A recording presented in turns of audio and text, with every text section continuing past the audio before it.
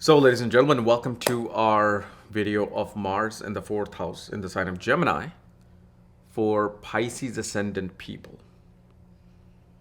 As in, what happens when Mars goes into the fourth house in Gemini while it rules the ninth house and the second house, okay, for this ascendant. And as always, if you do not know, if you have this particular position, what sign it's in, what nakshatra it's in, along with all your astrological details, you can check out the links here, astrology.com, where you'll find my books, reports, consultations, and link to my academy, Kapiel Astrology Academy, where especially I've also uploaded the November monthly horoscope, and then I'll be doing the December one by end of this month on Care's Vlogs, part of the academy.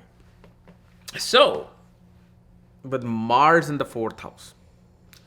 So, one thing we see here, this is a particular Mars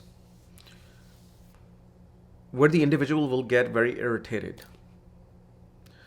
within the confines of the household, confines of dealing with even the mother or anybody within their circle. See, fourth house is not just family. It's like the people that you grew up with from your childhood, and especially if you're in a place where same state, same city, just different home, it's still that Mars in that fourth house, or that fourth house is right there with you. Okay, even if you move to foreign lands, the location changes, so certain energies do change. But that particular part of that fourth house remains the same. So here, because Mars is in the fourth house, one will get very irritated with people where especially their communication style will come under scrutiny, especially that of the mother. If you have this, you will know. Mother will speak her mind, will speak quickly, and will speak with duality. But especially when mother is not being agreed upon on some things, where her way is being challenged, this is where that aggression of the mother will come out. But specifically what happens is, we are also part of our mother and father. So we're going to take certain qualities. You can't escape it. Okay, rarely a person can completely 100% escape those particular traits of the parents. And so here you develop your communication style the same way, where it's either my way or the highway type communication. And especially it becomes very hard for this person within the household, even if they have their own family, to always have this calmness. Because as long as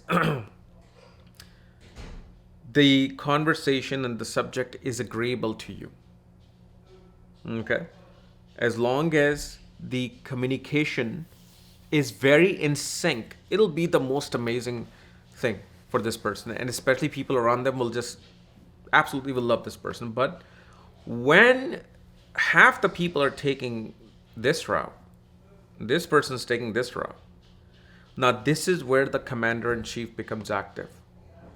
It's like, how is it that you are not in sync with my style, with my information?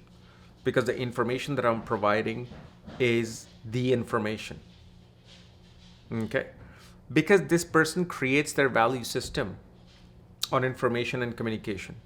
Why? Because the second lord is in the fourth, right? And their dharma, the ninth house of the dharma, which goes into the fourth house in Gemini. Okay? Usually you will see this person can lose their dharma because of their communication or the information they collect. How? This is a particular Mars that will always get easily influenced by small talks, especially regarding money, family, religion, father, and one's duty. Duty is that dharma. It's like dharma is that nucleus or the atom. You can say atom is this or that, but it's going to be an atom. That's dharma. This is the wisdom that is actually given through one of my great teachers who's going to be coming on Monday for an interview. But when this is there, because this particular Mars now becomes vulnerable to being influenced by a lot of information regarding these things, how to deal with money, how to deal with family, how to deal with religion. And there's duality in there. There's sometimes confusion in there. 1 year a person no longer wants to go to temple because they now just heard information on some gods and how they're not really the gods, how they're these energies, and why temples are built politically, and they will not. But then suddenly they will find some other information where, oh no, these energies are actually the physical form of God and energy, and then they get influenced with that. They're like, oh, okay, maybe I should start going back to the temple, and maybe I should start doing this. And this is the dual world this person spends their life in, where that peace of mind always becomes that war that they deal with. They always look for peace with their peace in life. They search for that peace. But the information is so much and it comes with such aggression that it's always that battle. Because remember, the ninth lord is in the fourth house. Dharma is coming to die in the fourth house. But when it comes to die, the way it dies is not through enlightenment of Cancer. Because Cancer is also, remember, is a moksha sign and a water sign and represents the end of the life cycle of the soul. Here it's in the desired point. Here it's in the karma point. So it dies through too many desires of the too much information that is coming. See that the desire of information becomes active. Like instead of just, if one finds a genuine guru in the Himalayas and they say one line, for someone else they'll get that one line and they'll take it to their grave while finding enlightenment. And this person will take that and they will look at it from dual perspective. They want to extrapolate the information. They want to see, why are you saying this? Why did this person say this?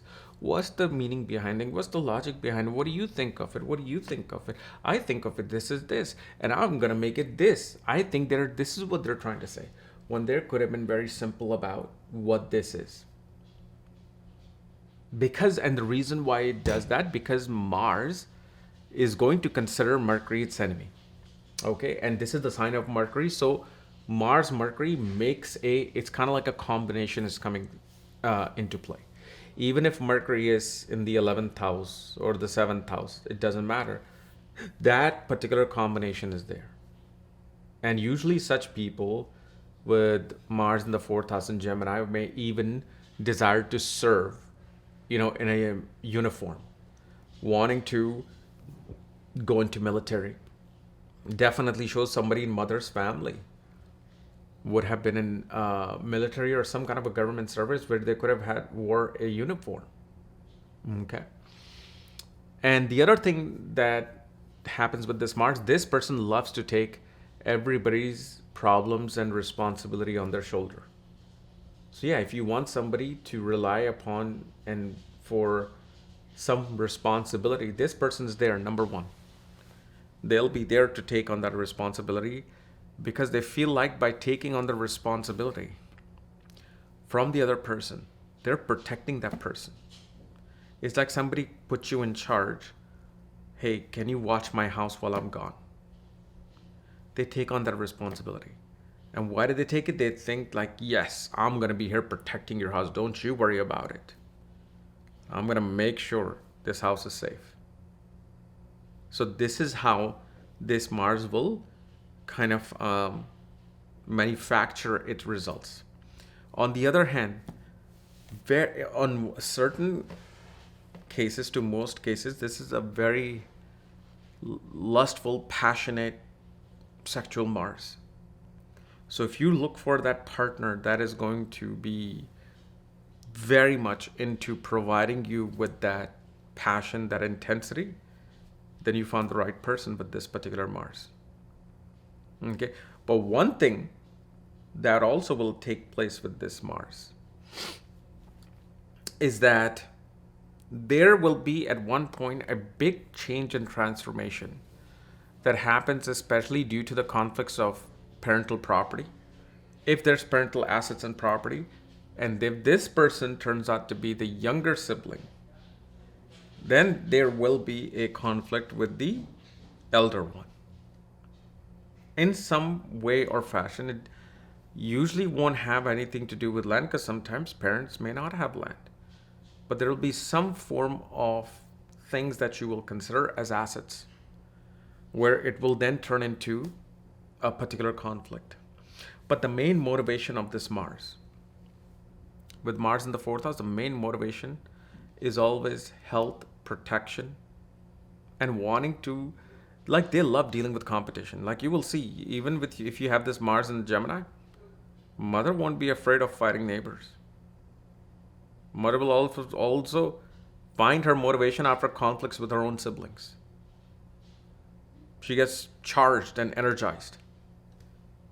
So such people, when they look for strength, they're gonna look for an opponent for that strength. Like if you want to uplift this person, give them the biggest opponent and challenge. That's what makes them rise.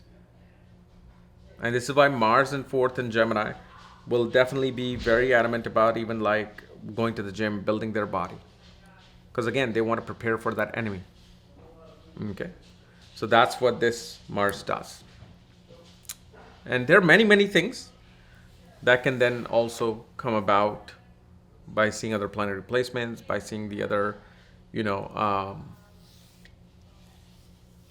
combinations. Also, you will see, especially in a female's chart, husband will be very technical, loves data science, loves information, pretty much what do we call information technology. And sometimes younger brother in a female's chart and the husband may follow very similar path, or the path will be very parallel to each other. So if the husband is in IT, the younger brother is in journalism. Younger brother is out there doing marketing and media. Sometimes it's the exact same path, but if they're separate, they will still be very parallel to each other. So anyway, guys, this was my analysis of Mars in the fourth house in Gemini. If you're new to my channel, subscribe below so it means the type of videos. And of course, I'm going to do the 7th Lord through houses on Friday. And I'll probably be uploading them on Saturday or Sunday. Okay. We'll talk to you later. Bye-bye.